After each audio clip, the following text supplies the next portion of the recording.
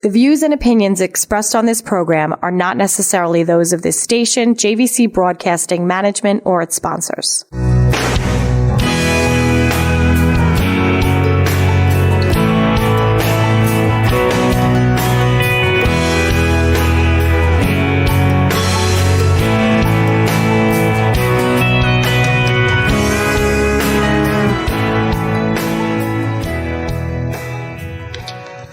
Hello, and thank you for joining us. Another edition of the Mangano Family Foundation Doing Good Show. We're here with Sal Mangano, president of Mangano Family Funeral Homes and the founder of the Mangano Family Foundation. And our guest is Suffolk County Legislator Tom Donnelly, legislator from the 17th District. Sal and Tom, thanks for joining today. Thank you, Anthony. Thank you for having us, Anthony. All right, so Let's get right into the legislator. You know, you really have done an amazing job over your time in government, and we love to learn a little bit more about you. So you were elected in 2017, and you're in your fourth term. I know you're seeking re-election this November. And the 17th Legislative District in Suffolk County includes Deer Park, Dix Hills, Huntington, Melville, North Babylon, and parts of South Huntington and North Bayshore.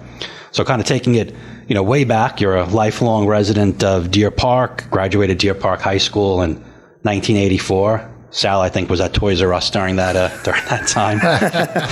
And then you went on to Suffolk County Community College and St. Joseph's College in Brooklyn. And really what's really, you know, really interesting about your background is 30-year veteran with the FDNY and recently retired. Talk a little about your career in the FDNY. Yeah, so I've been blessed. I've had a pretty wonderful public service career.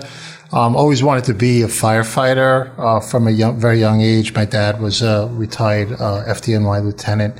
So, but I went to college. I earned a degree, associate's degree from Suffolk Community College, and then I earned a bachelor's degree from St. Joseph's College in Brooklyn, New York. And I got to serve in the FDNY for 30 years, worked in a lot of really wonderful units, did some interesting, fire and rescue work, but always had a passion off to the side for local government. I also been a volunteer firefighter for 40 years, and back in the early 2000s, I was actually elected as one of the commissioners in the Deer Park Fire District. And I did that for 10 years. And around 2006 or so, I was approached by then Babylon Town Supervisor Steve Ballone about serving on the planning board. And I thought it was an interesting challenge. You got to learn a lot about development. You interacted with local business leaders, local land developers. And it was for me, it was a very, very educational kind of experience. I knew the public safety part from serving both in the FDNY and in the Deer Park Fire Department, but seeing the other side on how local government, functioned and how much it had an impact on residents and communities, I really found fascinating.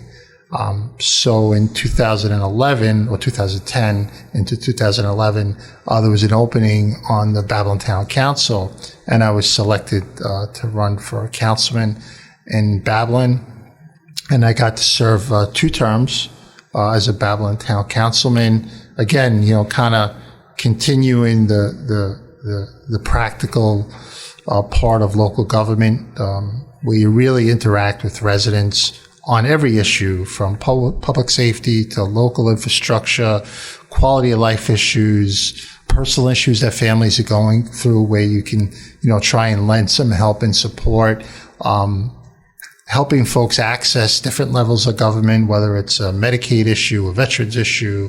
And that's the stuff that I really enjoy. But I really believe that it's my background as a firefighter that kind of drove me to that kind of public service, type of mentality that I still carry, as one of the 18 legislators in Suffolk County. And, your time, that was your public service, was incredible. And thank you for all your the time that you dedicate to the community. So when you were in the FDNY, I think first you were NYPD officer, and then you went into the FDNY. Yes, for several years. And my dad had a really positive influence on me. He was a World War II veteran. He believed very much in civil service. So I took the police test first. I was actually 17 years old when I took it, and I went on the police department. I was still 20 years old. And I wound up finishing my bachelor's degree, working as a police officer. But, my dad got me started. He was very instrumental in saying, the first agency that calls you, take it and then you can transfer over. Yeah, I mean, and so then you went into FDNY. Most people are running away from fires. Yes. You're running into the building. Yes. So talk to me a little bit about kind of like what that's like, right? I mean, the training that goes in, and you see a fire. It's intense. Yeah, talk to us a little bit about it and walk us through what that experience is like. People see firefighters, and oftentimes you see them. They're happy. They're joking around. They'll be at social events, but people don't really understand unless you actually go through it, what it's like to be inside a fire building, in a life and death situation, and having to put your life in another firefighter's hands. And the most important lesson that I learned in my experience in the FDNY is that there's no I in the word team, like no letter I in the word team. It's about everybody executing assignments at the same time for the preservation of life and property. And like that team mentality is really, and it's helped me a lot in terms of being a local elected official too. And I, like every firefighter, you encounter, a lot of dangerous situations, and you always reflect back on those dangerous situations almost as a learning tool. What can you do better the next time, so that you're always in the best possible position to help save somebody and help prevent the destruction of property and the destruction of people's belongings and things like that. So being in the FDNY, it's a very high, intense, high team, dangerous job, but it comes with its significant rewards. Not in terms of financial rewards, but in terms of self-satisfaction awards of being able to help your fellow citizens, and that's oftentimes the greatest reward that you can get. And you were in the FDNY, during 9/11.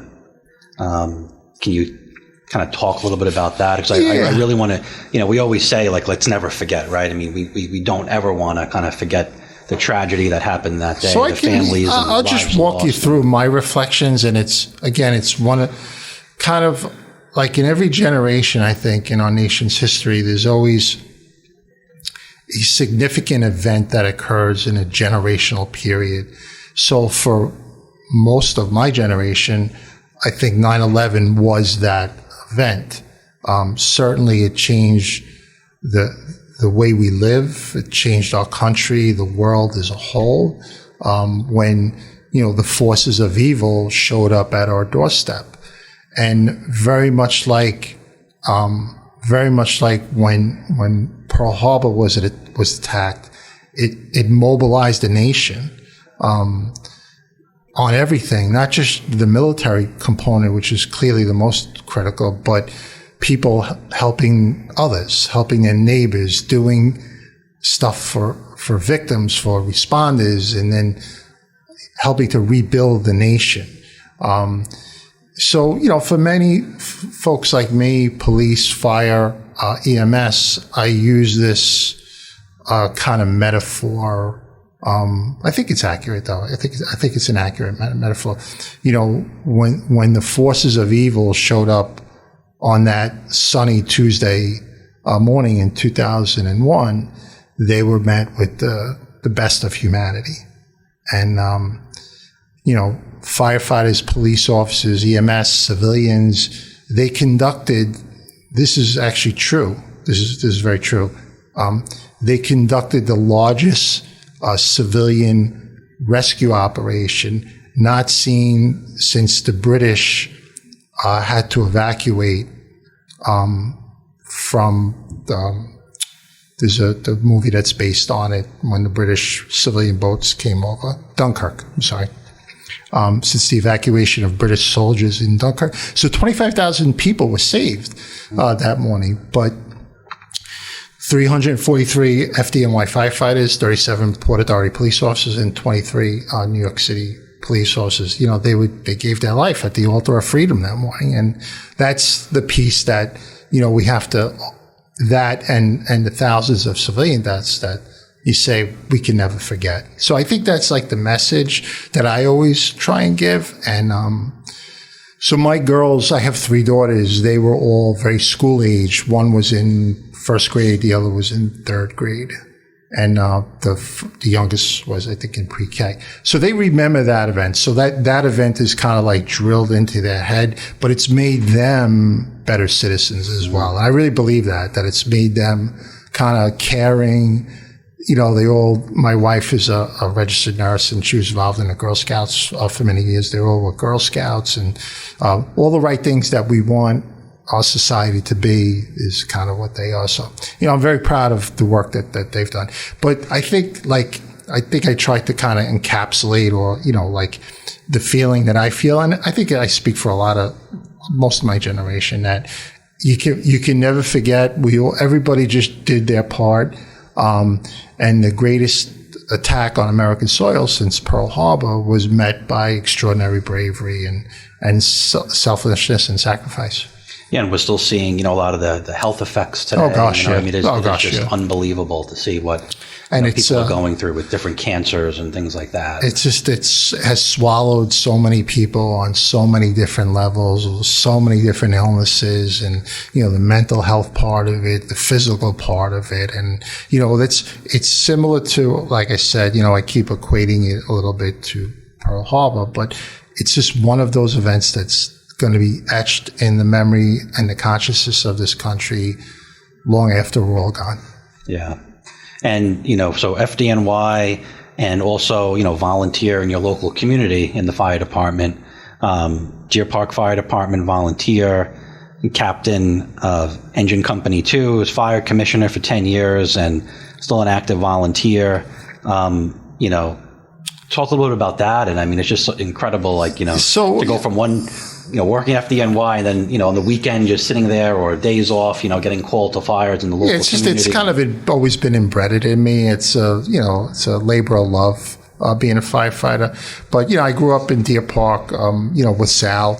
It's a small community, a very kind of tight-knit community. But, I'm a very proud member. It's a great fire department, wonderful, wonderful people. Sal knows many of them as well. It's been an honor, both an honor and a privilege to serve as a member of that department, serve in different ranks. I was a captain, served as fire commissioner, and even in my legislative duties, I still enjoy serving, riding on the ambulance squad, and certainly just chipping in wherever I can to help.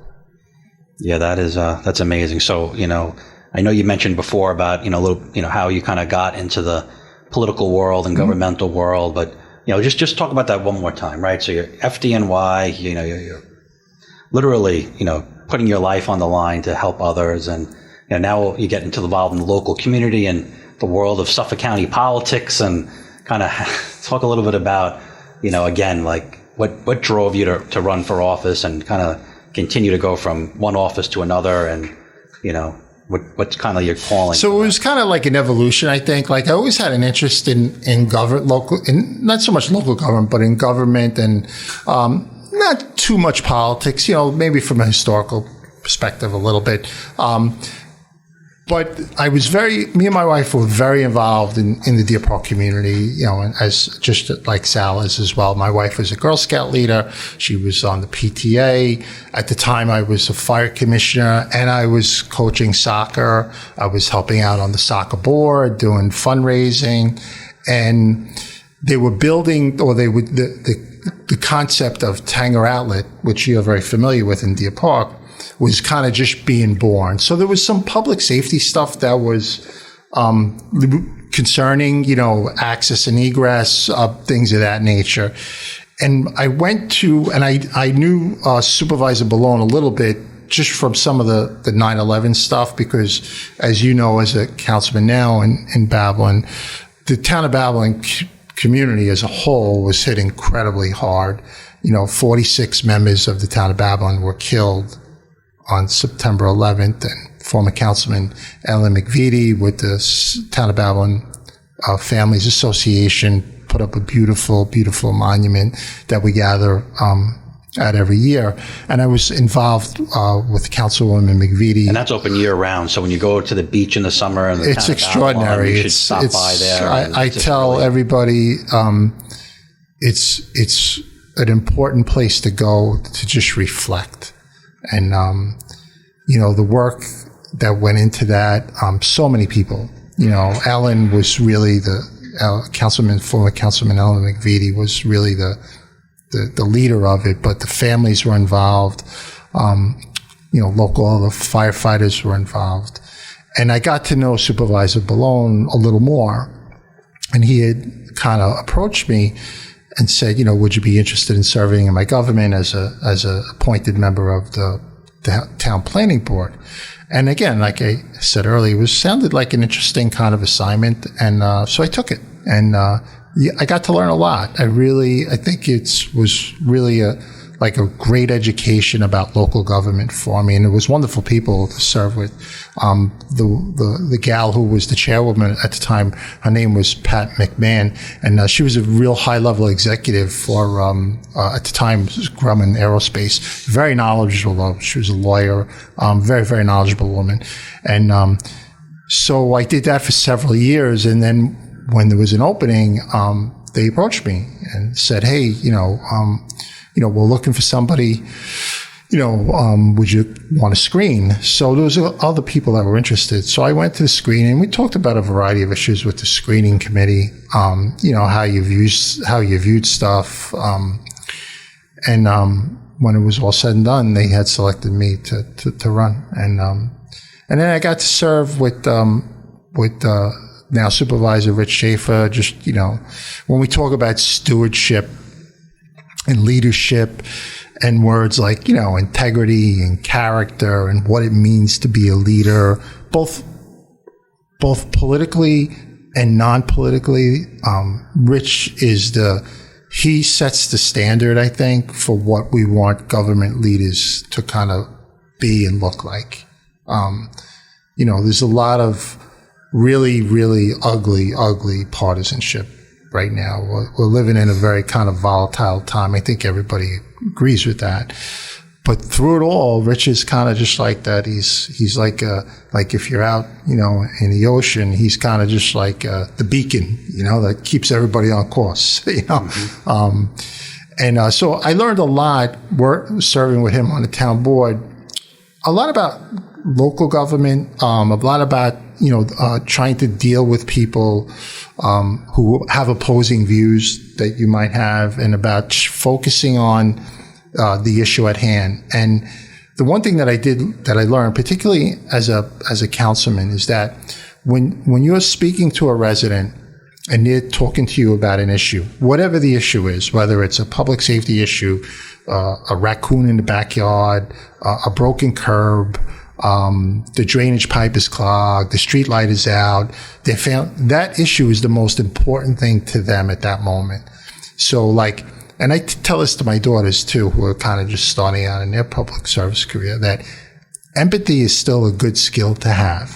It is, because sometimes we get caught up in, a lot of the background noise in the world today, but having that empathy skill is really, I think, a critical component to being at whatever level of government you serve. Look, you're not always going to satisfy people, but at least they know that you tried to help them. So for me, that's always even my staff, this stuff that's just beyond your control. You can't, there's no way you're going to be able to solve their problem, but they know that you did your best to help them. Yeah. And no doubt. And that's, and we were kind of talking, and, Legislator Donnelly would be a perfect person to have on, the Doing Good show, right? Because of your approach and your outlook, and how you not just work as a legislator, but how you operate your entire life and how you impart that on others. So, we really appreciate that. And what, Sal is doing in the local community in Deer Park, you guys intersect and overlap a lot with a lot of your community engagement, whether it be local Knights of Columbus or Sons of Italy. I know you guys do a lot of, work together. And, Sal, if you want to kind of just talk a little bit about. Before Sal goes, can I just say this? Yeah. So Sal Mangano and his family are perhaps the finest people on this earth. You're not going to find a finer family, a better business model, people, and he sees folks at their worst possible time. And can't say enough. I can't, for somebody who, a funeral home, you wouldn't think as like the staple of a community, but the Mangano Funeral Home, and having lived there my whole life, and my parents actually knew his grandfather. The Mangano Funeral Home is really like the staple of the Deer Park community. It really is. Yeah, and what's been fascinating to watch is Sal and the family's progression, and now having the same Middle Island and Riverhead, and really being ingrained and being pillars of those communities.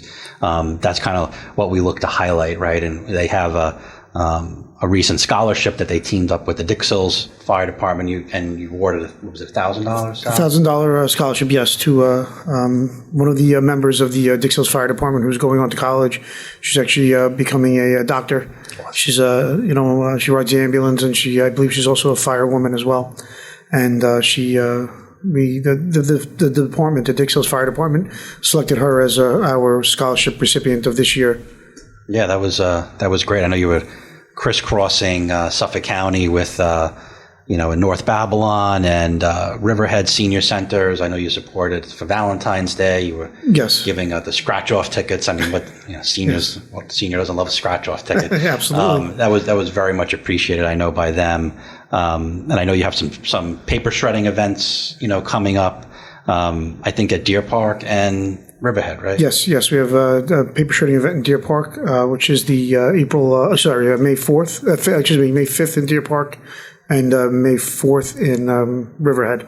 Yeah, and then ManganoFamilyFoundation.com is the website. We have all the information up there with the times and the dates and all that good stuff. So back to the legislator. Kind of talk about, I know, you're looking for another term in office, and talk a little about the legislature. Maybe if you want to talk about some initiatives that you're proud of, or what you want to focus on, moving forward. So, just by virtue of the items that we've been chatting about, I view myself very much as a political centrist.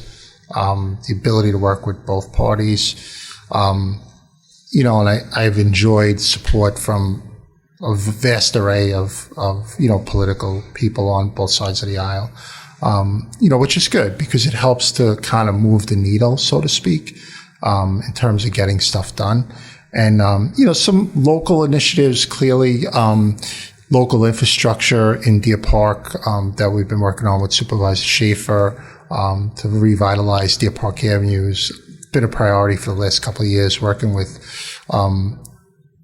the town and the County Executive Ed Romaine to help secure sewer funding. So, I'm proud to report that's actually moving forward. We've had several meetings, both with the county executives people and Supervisor Schaefer's team. So that's going to be a really good stuff in the next couple of years for the Deer Park community. Had a very big role in helping facilitate the commercial sewer line in Huntington Station as well, and get them connected to the Southwest Sewer District. So just north of the Walt Whitman Mall, along 110, very similar to Deer Park Avenue, older stretch of road, older buildings. Supervisor Ed Smith in Huntington had approached myself and then Susan Berlin, Legislator Susan Berlin, about trying to get a commercial sewer line. So we were able to actually get that done. So very proud of that. Worked on a couple of issues after the Thomas Valva tragedy, which was just heart-wrenching about trying to improve communication and coordination between social services and the police department.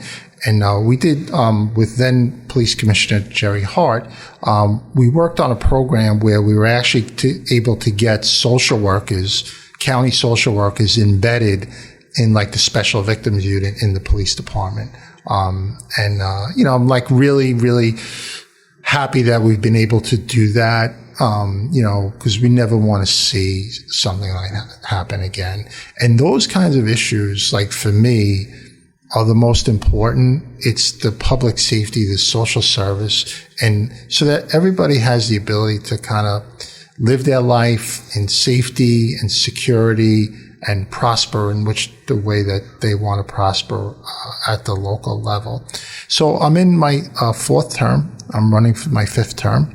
And like I said earlier, a number of issues come across, the table. And I just think that it's really, really important that in today's very toxic, political environment, that folks try and find common ground. And, I'm one of those people, not because I'm congenial as a elected official.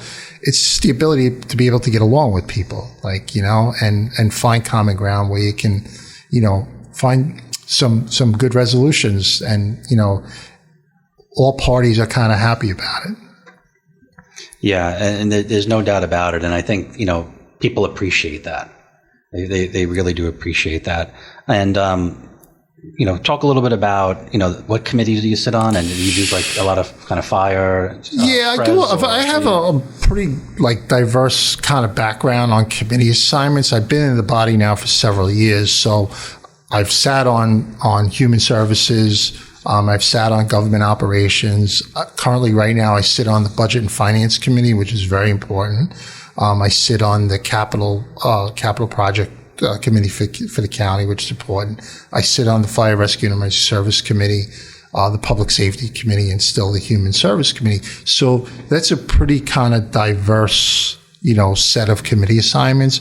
So you see different pieces of county government, and it's important, it's that we're doing the best that we can. And when you work in a kind of bipartisan nature, I have to give kudos to current supervisor Ed Romaine and his ability to kind of reach across the aisle. He's kind of like a template of Supervisor Schaefer, but on the Republican side, in that, he's loyal to his party, but he knows how to work, and it's about, finding areas of common ground. And he's really been like a pleasure. He's been a pleasure to work with. He really has been. There's a lot of old infrastructure in Suffolk that needs, kind of lack of way of saying it, fixing, county roads, county buildings, sewers, things of that nature. And Ed and his team are pretty laser focused on that. No, that is great. And, Sal, I know we have, some more, events coming up, and you guys have really been doing a fantastic job, working in, the Deer Park and Middle Island and Riverhead communities. Just want to always say this, Mangano Family Funeral, 100 years in business. That's really, truly an amazing family legacy that you have. Thank you. So if I know, last time we spoke about some of the services and needs that some people have. If somebody wants to get in touch with you, what's the best way? Can they call to get more information? I Absolutely. know we spoke about pre-planning and all sorts of different machinations that people can go through in order to effectively plan. Is that they call you? How do they? What Absolutely. Do they do? You can give me a call anytime, day or night, 631-586-3600. Anytime, day or night, as I said, 7 days a week. And that will, if I'm, in the town of Riverhead, the town of Brookhaven, wherever I am, I could just call that number. Absolutely. And that one number, yes. That one number could reach me. Okay, wonderful. And you have any parting remarks, Legislator? Thank you for having me. You yourself have an incredible public service career as well, Anthony. You're doing great work and, helping our business community all across Long Island, actually. But you work in both the town of Babylon and the Hauppauge Industrial Association. You're former director of the Suffolk Industrial Association. You really have a very diverse background, which has really helped our business community in turn, has helped our local economy. And I just can't say enough good things about Sal and his family. Just great people. All right. Thank you for joining us. The Mangano Family Foundation, Doing Good show. Have a great day.